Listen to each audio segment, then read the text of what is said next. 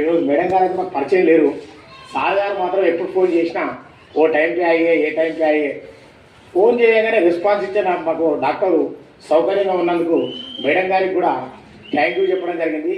రెండో విషయం ఏంటంటే మా దగ్గర ఉన్న ప్రతి ఆడపిల్ల కూడా పోలియో చుక్కల విషయంలో కానీ మెడిసిన్స్ ఇవ్వడంలో కానీ ఓపిక సహనం మాత్రం మా బస్తీలో మా ఆడపిల్లలకు మాత్రం బాగా ఓపిక ఎక్కుంది మా ఆశా వర్కర్లకు. ఎందుకంటే లక్ష్మక్క కూడా 2 గంటల రాత్రి ఫోన్ చేసి అక్క ఈడు మన హాస్పిటల్లో ప్రెగ్నెంట్ ఉన్నట్ట లేడీస్కి రెస్పాన్స్ ఇస్తలేరంటే 2 గంటలకు కూడా మా అక్క రీసెంట్లీ ఒక వారం కింద మాట్లాడింది. అక్కడ ఉన్న వాచ్మెన్ ఏమంటాడంటే ప్రెగ్నెంట్లతో డిస్టర్బెన్స్ చేస్తున్నారు. కానీ ఆ క్షణంలో కూడా మా అక్క మాట్లాడడం ఇవాళ రేపు వాళ్ళ కుటుంబ సభ్యులు నిలబెట్టి కూడా మాట్లాడుతున్నారంటే దానికి సహకరించినందుకు వాళ్ళ మేడం గారికి వాళ్ళ డాక్టర్ గారికి ప్రతి ఒక్కరికి హృదయపూర్వకంగా ధన్యవాదాలు.